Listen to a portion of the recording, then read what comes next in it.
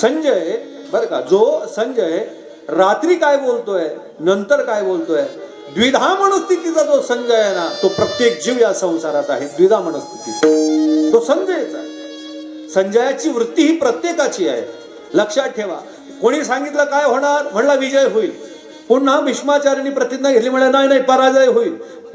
विजय पराजय विजय पराजय. तसं आपल्या लोकांच्या मनामध्ये द्विधा मनस्थिती परमार्थ करताना म्हणा. एखाद्याला सांगा तुम्ही, हे भाऊ आता झालं ते झालं, सोड आता, घाल गळ्यात माळा, पवित्र एकादशी कर, पंढरीची वारी कर, त्र्यंबकची वारी कर. कोणच महाराज, गण देव देव करू वाटच महाराज, पण काय करू सांगा, मी काय करू, भक्ती करू का पोट भरू. त्याला प्रश्न पडतो, मग तू काहीच करू नको, खिचडी खायला जगला काय करणार. माणसाच्या जीवनामध्ये प्रश्नचिन्ह. देवाला डोक्यावर घेताना ज्याला संकोच निर्माण झाला त्याचा विजय कधी होऊ शकत नाही, आणि ज्याने देवाला डोक्यावर घेतलं जग त्याला डोक्यावर घेतल्याशिवाय राहत नाही. पात्रता असणं गरजेचं आहे, आणि जर पात्रता नसली तर उपदेश करून फायद्याचा नाही. एखाद्याला उपदेश करून पहा. अपात्र महिला मंडळ, तुम्हाला आता एक प्रश्न विचारतो, लक्ष द्या. आपल्या घरामध्ये माठ आहे, मापणी आहे, काहीच नाही, गुंडा आहे. अरे आहे का नाही, काय बोलायला बी जड द्या ना, तुमचे पगार चालू आहे तेव्हा का. हा खरं आहे हो. आणि काय तुमचं चांगले चांगले दिवस आहेत तुमचे, मुख्यमंत्री बहिणी बरं का. असंच बोललो बरं का भाऊ. म्हटलं इथे बसलेल्या सर्व मुख्यमंत्रीच्या बहिणी. एक बैल रागवला, एक बाई म्हणे, हो बाबा मी काय त्यांनी बहीण नाही शे म्हणे. म्हणतो का बरं, म्हणे मी त्यांनी फुई शे म्हणे. हो बरा, नवीन नवीन नातं काढा म्हणतो, नवीन स्कीम होणी फुई स्कीम.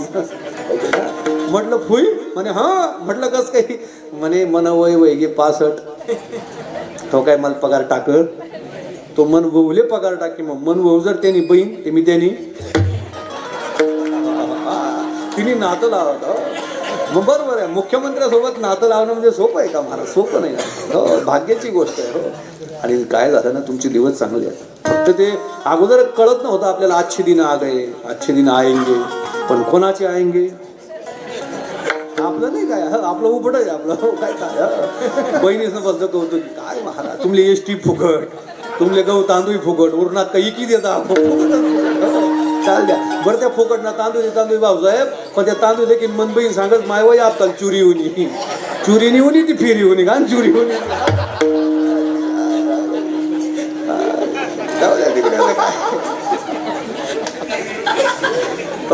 चुरी होणी नाही ती, काय होणी फिरी होणी. काय किलो विकता तुम्ही? 20 रुपये नाही नाही, किलो बोला, किलो. मला 18 रुपये बातमी आमनागर. 20 चाला ना, म्हणजे 2 रुपयाने फाटा गरमा गरमा चाला ना. मी तरी प्रत्येक गाव कन्फर्म करत काय चालू आहे जेवायला, तरी जमू देतच नाही. म्हणतो ना, तिचा भाऊ चांगला, तिची दिवाळी चांगली, तिची अक्षय तृतीया चांगली, जिना भाऊ चांगला. पण भाऊ तुम्हाला असा भेटला, तुम्हाला 12 महिना चांगला, पडी घ्या पडी घ्या पडी घ्या. आता 3 पडी घ्या, जोर ना चाला ना. आमना भाऊ काय वेळे काय माहिती, आमना भाऊ नुसता बाणकोरामाच राहील. आपलं वाईट काम आहे महाराज, कठीण आहे. भाग्यवान आहे तुम्ही. सध्या काय काय फ्री चाललंय तुम्हाला, किती स्कीमा फ्री चाललंय, एवढ्या फ्री स्कीमा, एवढ्या फ्री स्कीमा. बरं का, मी म्हणतो लाडकी बहीण ही स्कीम देण्यापेक्षा सुरक्षित बहीण स्कीम द्या, म्हणजे आमच्या बहिणी सुरक्षित राहतील महाराज. लाडकी बहीणचं काय किती व्यवस्था, ती सुरक्षित असणं गरजेचं आहे. राखेल बंद कर दिलं, उज्ज्वला 3 अंड्या तुंबले, अंड्या 3 फुकट, आनंदाचा शिदा तुंबले. हो, एसटी काय महाराज शासन हुशार असेल, त्यातली एसटी फुकट करी, आपले चढणंच पडत चला, म्हणजे हाफ तिकीट मग फुल तिकीट, तिकीट मार दे, नाही एसटीवर कोण चढेल. पण आता तुमच्यामुळे एसटी फायद्यात आली, भाग्यवान. मी एक ऑब्झर्वेशन केलं बरं का. एक काळ असा होता जेव्हा सर्वांना सारखं तिकीट होतं, बरोबर आहे. त्यावेळेस जर बरं का, खरंच सांगा, आपण जर सीटवर बसलेलो असं एखादी माय माऊली एसटी मा चढली, ती जर उभी होती, चांगला माणूस, एक ती जागा करते नाही ती उठी नाही. खोटं आहे का माय? नाही, उलट सांग ताई तुम्ही बसा, मी उभा राहतो. खोटं आहे का?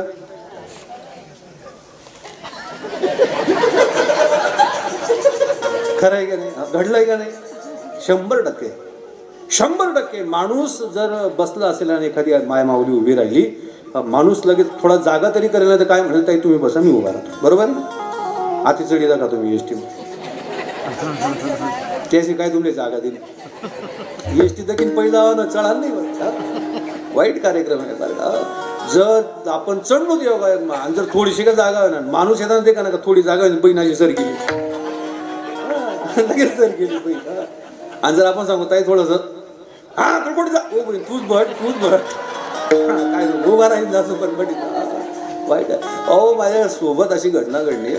फेब्रुवारी महिन्यामध्ये मी कथा केली शिंदखेड्याला, शिव महापुराण. मग 2-3 दिवस घरी होतो, मला धुळ्याला यायचं होतं. मग मी विचार केला ते 2-3 दिन घरी, त्यापेक्षा आपण काय करू, एस टीवरच आहे दोघं म्हणतात, शिंदखेडा धुळे एस टी उतरून धुळ्यात काम होतं, परत जाऊ आपण. मी तयारी केली. प्रत्येक वेळेस बॅग घेतो, उपरनं खांद्यावर टाकतो, पण गाडीची चावी घेतो फुलेल. मी म्हटलं आता आपल्याला एस टीवर जाणार, चावीन काय काम अण्णा, मी घरतील निघलो हातनं पिशवी. बाई म्हणे कुठे, म्हणतो धुळे. चावी मग नाही एस टीवर जाणार. बाई म्हणे तुम्ही रिकामा कामे कर ना का, आपली आपली गाडी लई जा तुमले. म्हटलं नाही ग, गाव म्हणा एस टी स्टँड गाव म्हणा, गाव मग कोण वैकत नाही. आणि मला जागा जा महाराजले म्हणे, महाराज कीर्तन पुरताच राहा. तुम्हाला सांगू, वकील जरी असला तरी कोर्टातच वकील आहे, घर वकिली. घर वकिली चालत. पोलीस जरी असले, घर शिट्टी चालवच अजिबात नो, अजिबात. माझा अनुभव, मी वकील आहे पण घर चालत नाही आपला, एक बी कायदा चालत नाही आपला. बठ्ठा नापास कायदा आहे ना.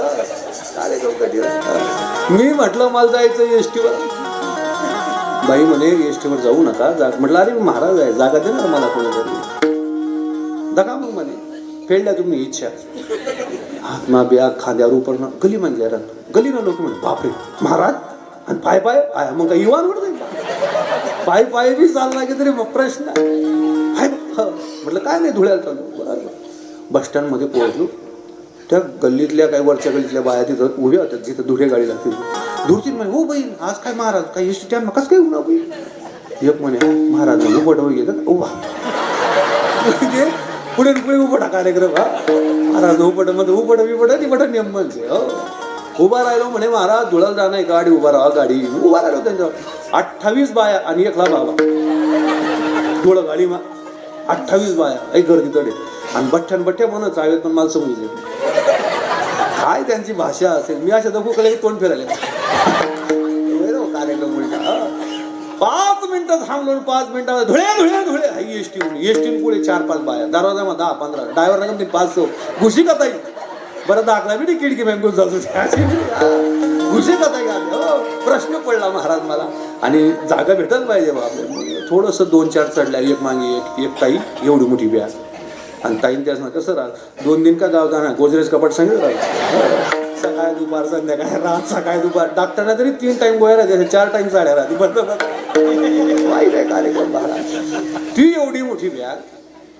मग आता चढवायचं असेल ना तर नियोजन असं असतं की अगोदर काय पाहिजे, बॅग चढवायची. मग तिला पुढे टाकलं मग आपण घुसावं. ती बहिणी पहिला पायरीवर 1 पाय ठेवा अशी बॅग तरी. आणि जशी बॅग मध्ये घातली पाय बिन बॅग बिन जरा फिट आली नो चाली निस्ती मागच्या म्हणे पुढे सर थांबा फशी गोमी. आता थांबवून फशी गोमा. मी म्हणतो घुशी गोमी. त्याच्यात असा पाय टाका त्या बॅग माई. असा म्हणतो दुसरी पायरीवर पाय टाकतो आपण असं गुंतवत. असा पाय टाका. ती बहीण डंकी बाजू.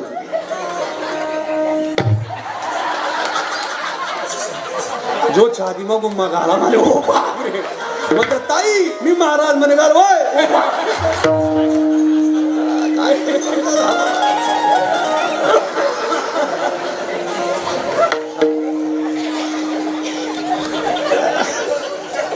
घरवय म्हणे घरवय माझे थोय घरनी आधुनिक घरना सांगेत माझे. म्हणजे मला सांग नाही कोय कोय ऐकली हो घरना तुला. म्हणते घर जर घेऊ आते नाही काय बोलाव नाही. पण कोणतं तोंडलीन जावं वगैरे असं. मग मी म्हटलं घर जावा मग काय मजा नाही. जाणं ती एस टी माणूस कधी कमी असा त्रास होईल. कोकली राहत नाची राहत त्रास नका त्यातल्या कौशिक गीता सांग ना तू काय टाळ्याने म्हटलं आधी मी समजेल 4 वर्ष अभ्यास करी बर मी म्हणतो जाणं ते एस टी उपरणं होतं खिडकी बिन टाकते शीटवर ज्या शीटवर उपरणं ते शीट आपलीच ना आता ते परंपरा कमी होती पहिले पोरी बी फेकतात गाडी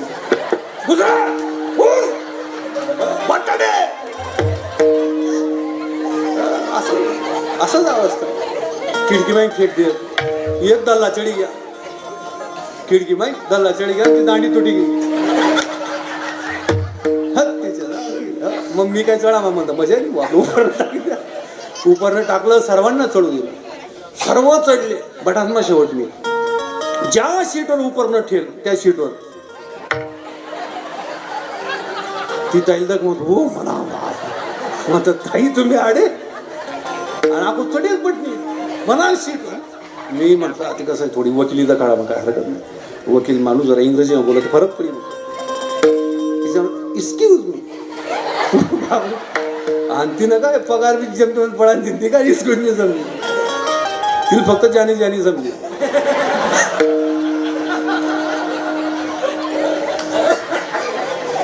तर का तिला म्हटलं excuse me this is my seat ती म्हणे सीट सीट आवर म्हणे तू म्हणतो ताई आई म्हणे सीटची म्हणे जागाशी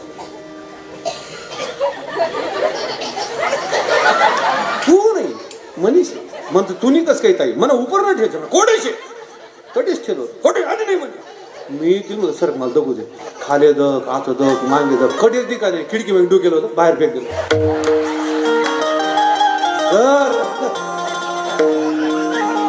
वाईट आहे विठालं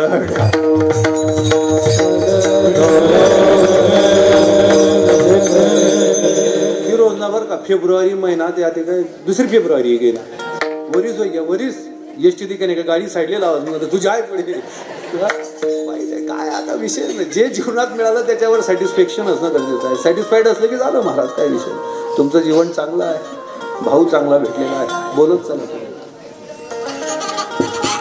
जेव्हापासून आपण जीवनामध्ये सर्व गोष्टी सहज प्राप्त करायला लागलो ना तेव्हापासून आपल्याला माणसाची किंमत राहील नाही रे फुकटात मिळायला लागलं कष्टाची किंमत राहिली सहज मिळायला लागलं माणसाची किंमत राहिली नाही फुकटात मिळायला लागलं हो कारण कष्टाची किंमत राहिली नाही खिशात हात घातल्यावर पैसा मिळायला लागला पैशाची किंमत राहिली नाही आणि पुढचं वाक्य बोलत नाही तुम्हाला थोडंसं त्रास जायचं नाही राहिली महाराज किंमत आता मुली मिळत नाही म्हणून नवऱ्याला सुद्धा किंमत राहिली सत्य आहे परमार्थ करताना माणसाने ज्या हेतूसाठी आपण मनुष्य म्हणून जन्माला आलो त्याचा विचार करावा आणि जेव्हा संत महात्मे आपल्याला त्या तत्वाचा उपदेश करतात ना तेव्हा त्या तत्वाचं अनुसरण करून आपल्याला मिळालेल्या देहाची सार्थकी करायला पाहिजे मग कलियुगामध्ये आम्ही इतर साधनं करू आमचा उद्धार करून घेऊ शक्य होईल हरिपाठात ज्ञानोबाराने सांगितले योग याग विधी येणेनो हे सिद्धी वायाची उपाधी योगाने यागाने त्याची प्राप्ती होणार नाही म्हणजे जप तप कर्म क्रियानेम धर्म वाहुगाची श्रम व्यर्थ जपाने नाही तपाने नाही हो त्याची प्राप्ती होणार नाही हो वाया जाणार आहे मग काय करावं लागेल कलियुगी उद्धार कलियुगामध्ये भगवंताचं नाम चिंतन करणं सर्वात मोठं साधन सांगितलेलं आहे आणि ते साधन करत असताना संत महात्मे त्या ठिकाणी सांगतात ना महाराज हो कर जोडोनी विनवितो तुम्हारे कर जोडोनी विनवितो तुम्हारे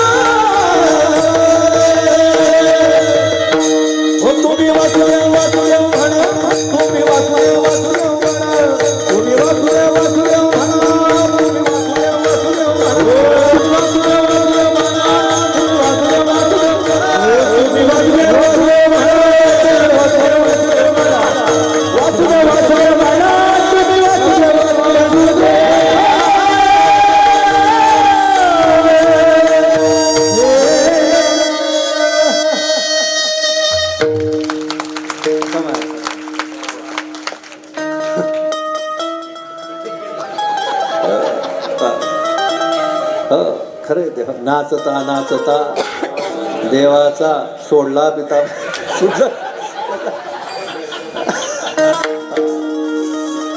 आनंद आहे महाराज. कीर्तनामध्ये नाच. हो हीच माझी विनावणी हो कर जोडोनी या दोन्ही शरण एका जनार्दनी. हो तुम्ही वासुदेव म्हणून दिली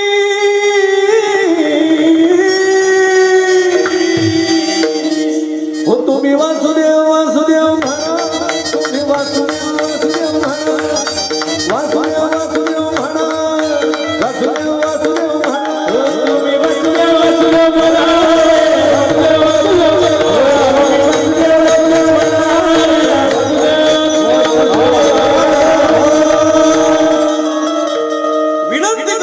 महात्मे सांगतात नका गुंतो विषय कामा. तुम्ही आठवा का महाराज अट्टहास काय. हो क्षण भंगूर नाही भरवसा वारे सावध तोडा माया. काही न चले मग गडा पडेल फासा पुढे हुशार खोर आहे ओळसा. याचा विचार करा याचा विचार करा. हो आज आहे ते उद्या नाही उद्या आहे ते परवा नाही. अरे मिळालेला देह पुन्हा मिळणार आहे का याचा विचार करावा महाराज. आणि विचार करताना सर्वात महत्वाची गोष्ट सारासार विचार करायला पाहिजे. ज्या विचाराने आपलं कल्याण होईल त्याचा विचार करावा. दुःखदायी विचार करून फायद्याचा नाही. कलियुगामध्ये सारासार विचार करा उठा. माणसाने सारासार विचार करायला पाहिजे. ज्या विचाराने जीवाचं कल्याण होईल त्याचा तो विचार करायला पाहिजे. दुःखदायी विचाराचं आचरण केल्यावर माणसाचं पतन आहे. म्हणून विचार करताना योग्य विचार करा. विचार करून काम केलेलं कधी चांगलं. काम केल्यानंतर विचार करण्याची जर वेळ असेल तर ते काम सफल होऊ शकत नाही. म्हणून सारासार विचाराचं करायचं. नामधरा कंठी विठोबाचे. मग महाराज कधी कधी करावं म्हणले कधी नाही क्षणोक्षणी हाची करावा विचार. करावा व्यापार भव.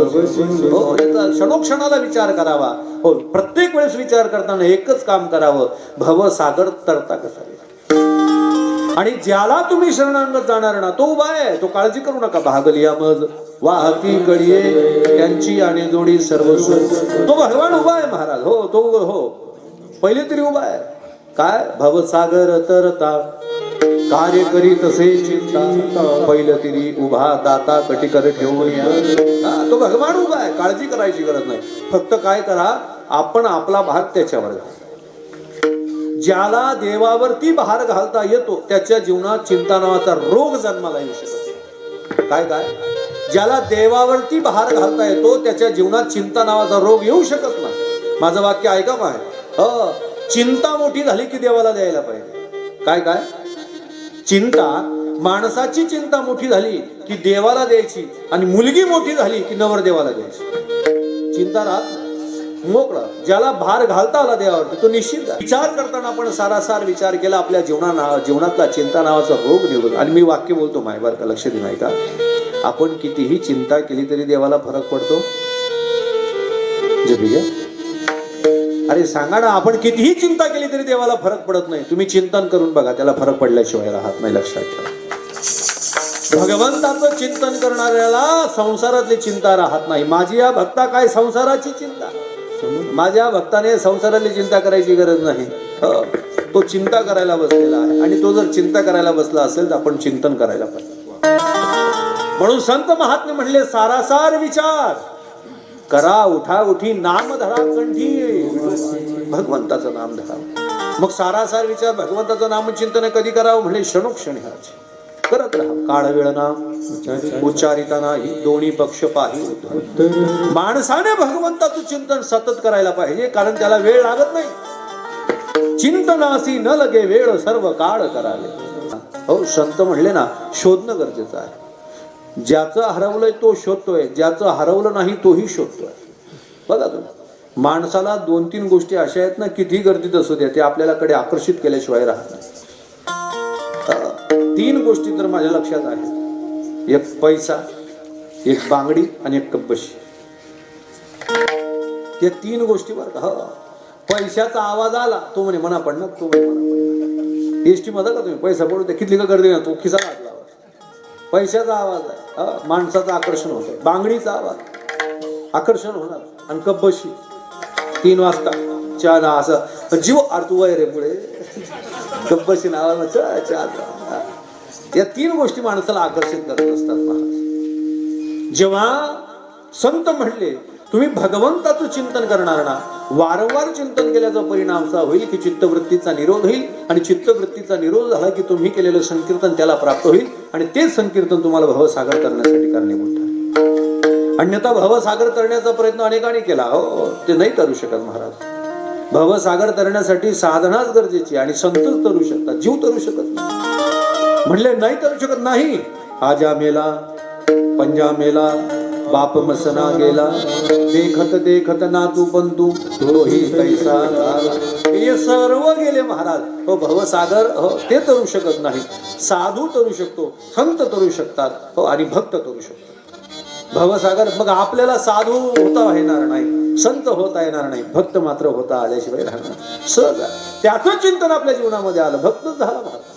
आणि भवसागर मध्ये तुम्हाला सांगू का, पुढचं वाक्य, संसाराची विशेषता एवढी आहे, संसारामध्ये तुम्ही कितीही चांगलं करा, माणसाने संसारात कितीही चांगलं करू द्या, घरमा जर खटका पडला, मुक्का सप्ता पडला, मुक्का सप्ता माहिती, बोलणं बंद, टुकुर टुकुर देखते हो क्या, दोन्हीचा खटका मनासारखं चाललंय तोपर्यंत गोळ. एकदा मनाच्या विरोधात झालं, घरमा मुक्का सप्ता पडला, तो बोलत नाही, ती बोलत नाही. बरं मी एक ऑब्झर्वेशन केलं, किती भांडण झाली, किती भांडण होऊ द्या तरी या कामे करायची होईल.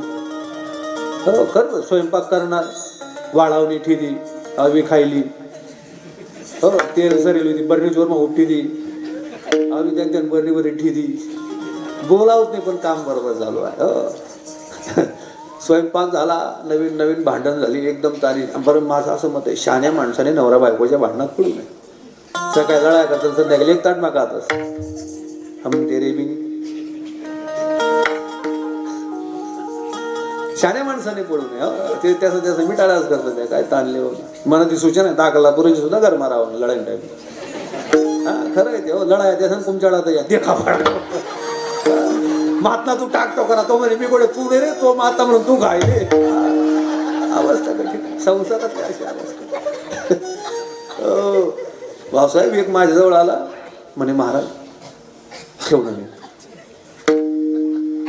काय म्हणे तू ठेवणं नाही, काय म्हणतो 2-4 महिना लई सर. नाही नाही ठेवणं नाही म्हणजे मोड नाही म्हणे, मोड टाकणं.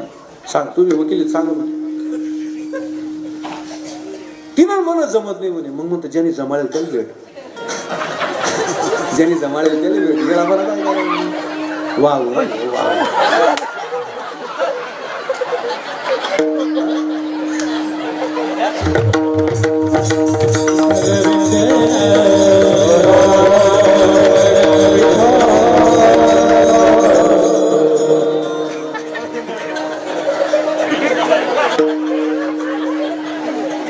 खरे खरे काय सांगणार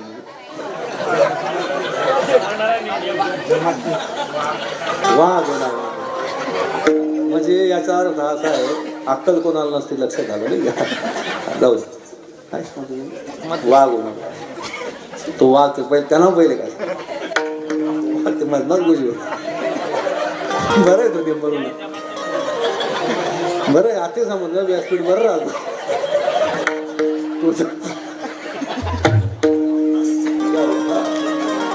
काय तो म्हणे महाराज तुम्ही वकील आहे बरं का, तुम्ही वकील आहे, मोड नाही म्हणे आपलं. सांगा म्हणे काय दग म्हणून आजपर्यंत मी कोणा मोड नाही, मोडणार मी जोडायचे नाही, ज्यानं जोडत त्याने मी लगीन मारेल. अरे हो मी मोडत नाही म्हणे, जमत नाही म्हणतो. मग ज्यांनी जमाळेल त्याला भेट, मला सांगू दे. अडचण काय, अडचण काय नाही जमत, येळापणा कर नको, तुम्ही भेटेल समाज. आपलं तसंच सांगणार, तुला भेटली आहे ना सांभाळ, समा आहे तू ज्याला भेटत नाही तू त्याला भेटीये. काय ज्याला भेटत नाही तू त्याला भेटीये, तर तुला समजे तुला काय भेटेल असे. येळा आज तुला पैसा भेटतील, येळापणा नको करू भाऊ. आणि बाहेरना माल म्हणजे चायना माल येतो तो चला तो चांद तक नदी सत्यनारायण मग फू त्याचा काय त्याला म्हणलं येळापणा करू नको, तू भेटेल समाय म्हणत. मग तो म्हणे त्याला म्हणलं एक जुनी म्हण होती, येळा पाणी उना डुमा या.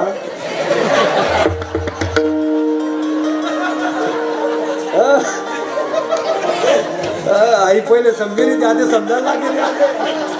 आई पहिले समजे नाही, वातावरण उलट आहे महाराज, बदललं सर. पूर्वीचा काळ होता, नवऱ्याने जरी काय बोललं तरी बायको काहीच म्हणे नाही, बाई एकच म्हणे मा इसतो आत्मतारे पण स्वभाव आत्मतारा व्हावा. इथला कडक स्वभाव आहे. आधी अजिबात चालत नाही, रिकामा कामे करा नाही, आपण बी त्या फंदा पडा नाही. हा आधी बोलतात तैली बरं चालू नाही, ठेव मजा करायचं, ठेव ठेव ठेव ठेव.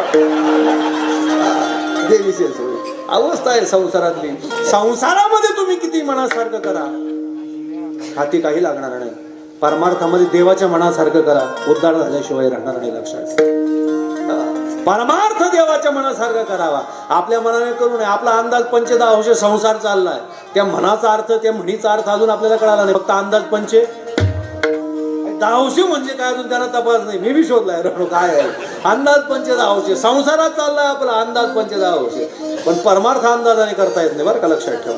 परमार्थ नियमानेच करावा लागतो, परंपरेनेच करावा लागतो. हो, व्यवस्थितच करावा लागतो. परमार्थ संसारात देवाला आवडेल तसं भजन करावं लागतं. आवडे देवासी वायका प्रकार, नामाचा उच्चार रात्री त्याला आवडेल तसं भजन करा.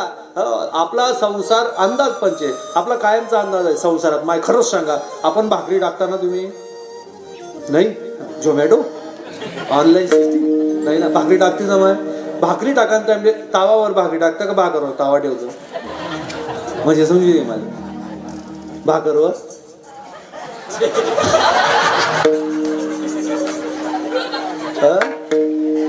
तावा चुलीवर ठेवला, त्याच्यावर भाकर टाकली, खालून पेट लावला, तावा हसतो हसतो. थंडी सेकंडामध्ये दका होईल तो हसतो, तावा हसतो. बरं दादा, तावा हसला तर माय आपला अंदाज काय?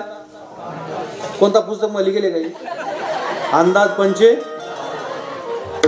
तावा काय बोलले का चटकाला येतो बी आज त्याला काही नाही. तावा काय आज पण आपला अंदाज आहे. तावा असला म्हणजे पाहुणे येणार.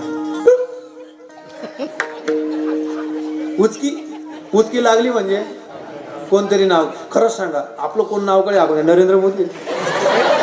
आपलं कोण नाव काढे सांगू भाऊसाहेब? ज्याने उदारी ना, तो उदारीवालाच म्हणे शेगा उबडी घ्या बाबा, तोच नाव काढे, दुसरं काढणार नाही. आपला अंदाज आहे. उचकी लागली म्हणजे कोणीतरी आठवण काढली. विज्ञान सांगतं श्वास नलिकेत अन्नाचं कण अडकले की तुम्हाला उचकी लागणार. खाताना आरावर खाऊ ना, झालं का? पण आपला अंदाज आहे. म्हणे का कोण तू खाय रे मग खाली ना. चालताना झट लागली,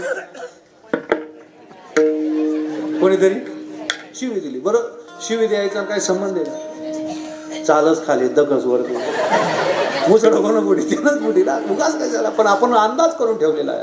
हा बघा तुम्ही, भरपूर अंदाज आहे आपला. डोळा फडफड करायला लागला म्हणजे बाणगड होईल, कावळा आरडायला लागला म्हणजे पाहुणा येतील, कुत्रा भुकायला लागेल. अण्णा ज्या गली कुत्रा भुकतो त्या गलीन म्हातारा जपतो ते म्हणत त्या उडी उडी बटा वाईट कार्यक्रम महाराज. पण कुत्रा भुकला की आपला अंदाज आहे कोणीतरी मरणार.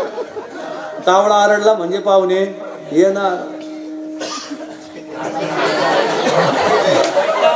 याला परफेक्ट अंदाज म्हणतात.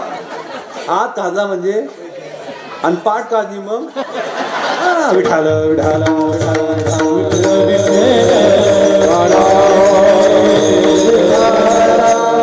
असे कितीही संसारातले अंदाज आहेत, त्या अंदाजांना सीमा. संसार आपला अंदाजाने चाललाय, पण शास्त्र परमार्थ अंदाजाने चालत नाही. त्याला आवडेल तसा परमार्थ करावा लागेल, आणि त्याला आवडेल तसा परमार्थ केला तरच भवसागर करता येईल. तो बसलेला भवसागर करण्यासाठी काय करावं लागेल? धरा संतांची संगती मुखी नाम. अहो, साधूच्या संगतीत काय होतं महाराज? जीवनामध्ये काय होत नाही सांगा तुम्ही. साधूच्या संगतीत गेल्यावर जीवनाचं कल्याण झाल्याशिवाय राहत नाही. एक सुंदर भाव आहे, लक्ष नाही का? कोरोनाचा काळ, आणि कोरोनाच्या काळामध्ये सर्वत्र हाहाकार माजला. एका घरातलं आईचं छत्र गेलं, वडिलांचं छत्र गेलं, घरातल्या ज्येष्ठांच्या छत्र गेल्याच्या नंतर घरात उरला तो एक 9 वर्षाचा बालक. आणि 9 वर्षाचा बालक त्या ठिकाणी गावात फिरतोय. बाप नाही, माय नाही. मंडळी, संत काय करू शकतात ऐका ना, त्यांची संगती काय करू शकते. 9 वर्षाचा बालक गावात फिरतोय. सर्वांनी दरवाजे बंद केले, खिडकीतून पाहताय पण कोणी घरात येऊ देत नाही. काळ वाईट होतं. गाव सोडलं. गावाच्या शेजारी 2-4 किलोमीटरवरती दुसरं गाव होतं. त्या गावापर्यंत पोहोचला. त्या गावात फिरता फिरता आवाज देतो, अरे कोणी जेवायला देतं का, कोणी खायला देतं का, कोणी घरात घेतं का. पण त्या गावात सुद्धा कोणी घेत नाही. फिरता फिरता या गल्लीतून त्या गल्लीत पोहोचला माय. आणि गल्लीत पोहोचल्यानंतर कोणातरी माय माऊलीने खिडकीतून सांगितलं, ए गावात कुठेही गेला तरी तुला कोणी जेवायला देणार नाही, पण या गावात एक शेठजी आहे, त्या शेठजीच्या घरी गेला तर शेठजी तुला जेवायला देतो. चांगला भला माणूस आहे. 9 वर्षाचा बालक त्या शेठजींचं घर शोधत शोधत तिथपर्यंत पोहोचला. आणि शोधत पोहोचल्याच्या नंतर त्या शेठजींच्या अंगणात उभा राहून आवाज दिला, शेठजी. दरवाजा उघडला. त्या 9 वर्षाच्या केविलवाने बाळाकडे शेठजीने पाहिलं मंडळी. आणि त्या बाळाकडे पाहिल्यानंतर शेठजीने विचारलं, काय रे बाळा, काय झालं.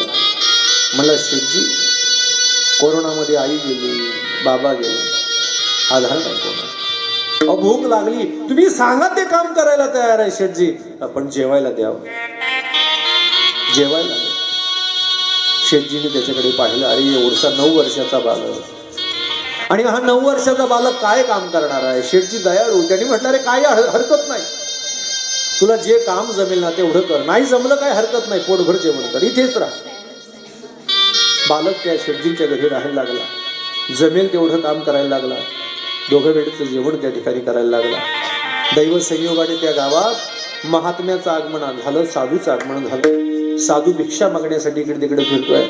कोणी कटोऱ्यामध्ये भिक्षा देत नाही, पण कोणीतरी सांगितलं शेठजींच्या घरी जावा आणि तुम्हाला त्या ठिकाणी भिक्षा मिळेल. साधू त्या शेठजींच्या अंगणापर्यंत पोहोचला. आवाज दिला, शेठजी. शेठजीने दरवाजा उघडला. पाहतात तर साधूचं आगमन झालंय. भाग्यवान माणसाच्या घरी साधूचे पाऊल लागतात महाराज. शेठजीने घरात बोलवलं, पूजा केली आणि विचारलं, काय हवंय. म्हटलं, भूक लागली हो. संध्याकाळची वेळ. शेठजीने जेवणाची व्यवस्था केली. महात्म्याने पोटभर जेवण केलं. आणि त्या महात्म्याला जेवण वाढण्यासाठी तो 9 वर्षाचा बालक मीठ वाढू, पाणी वाढू. रात्र झाली. जेवण करून महात्मा आराम करण्यासाठी आपल्या कक्षात गेले. आणि तो 9 वर्षाचा बालक त्या झोपलेल्या महात्म्याच्या पायाजवळ उभा राहिला माय. आणि पायाची सेवा करायला लागला. पाय घासायला लागला, पाय दाबायला लागला.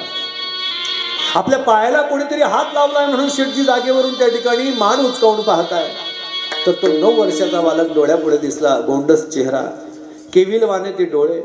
आणि त्या बालकाचा कपाळावरती रेषा महात्म्याने पाहिला.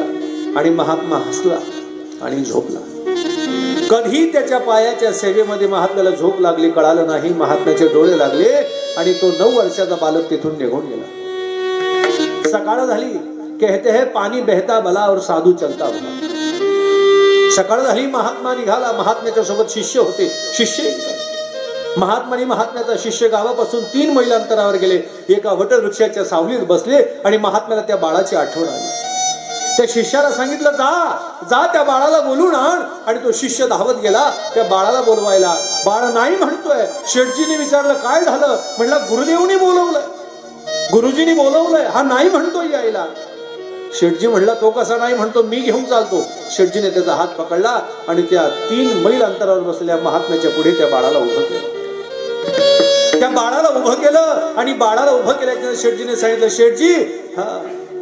उभा राहून बोलायला लागला, महात्मा जी, इसी को आपने बुलाया था, लेकिन ये मंद बुद्धि नादान ना कह रहा था, मैं ही आया आगे. मैंने कहा कोई बात होगी, महात्मा यूं ही नहीं बुलाते, तो मैं साथ लेके आया. बताओ क्या कहना चाहते थे.